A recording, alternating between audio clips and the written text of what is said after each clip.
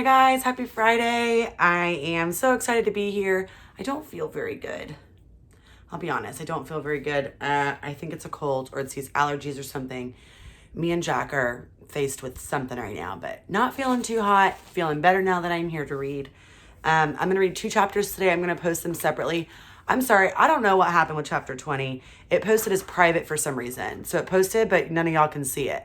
So I've just been, chilling out, thinking y'all are watching the chapter, and then I just noticed that it's private. So I'm re-uploading it right now. It takes forever. So basically, y'all are going to get all 3 chapters at one time. I'm sorry.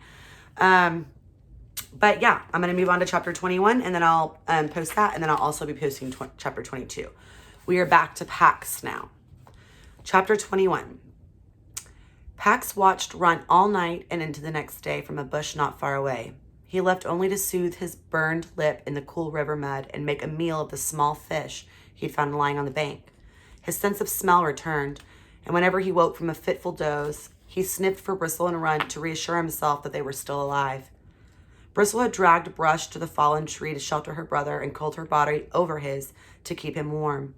She left him briefly a few times, and when she did, Pax quietly took her place beside Runt's motionless form.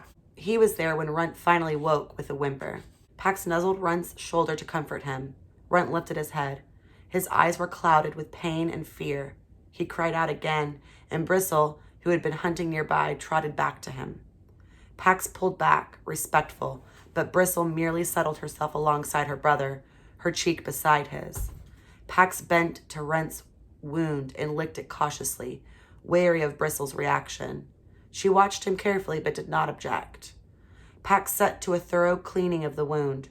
Runt watched him with a trusting gaze and did not flinch.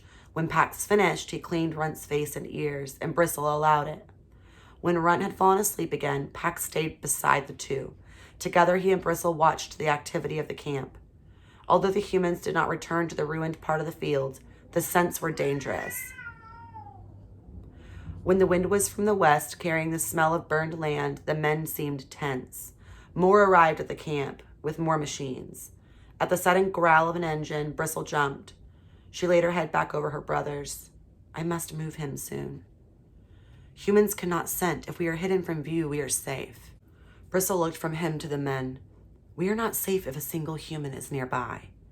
Bristle seemed lessened to Pax, as if a vital piece of her had disappeared. He knew that somehow the humans had taken it. My boy does not bring harm. He is not like them. He is not war sick. The war sick are full grown. He is still young. No, it is another difference. Pax was sure of it, but he was also confused.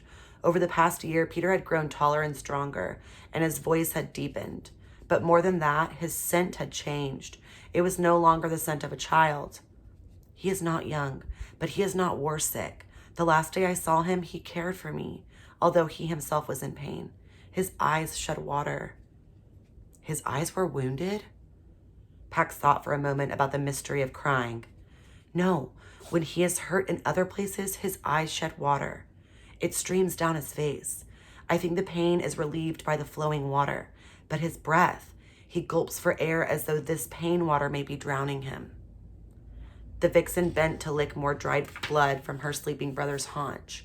After a while, she raised her gaze to Pax, and in it, Pax saw the terrible things that had been done to her family by humans. And then Pax understood something. Peter had thrown the toy into the woods that last day. The pain water had been flowing from his eyes, but he had thrown the toy, and he had not followed.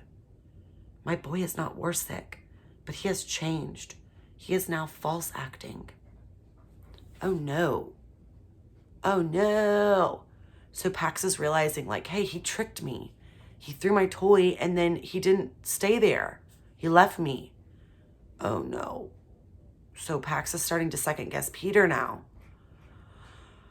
Oh, I don't like that. Of course Pax doesn't understand that Peter had no choice. And of course he doesn't understand that Peter is literally on his way to try and find him as well.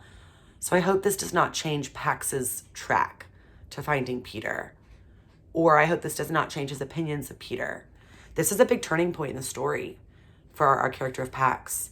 His mindset is changing about his main goal, which is Peter. So that'll be very interesting to follow along. I'm going to stop here, upload it, and then upload chapter 22 separately.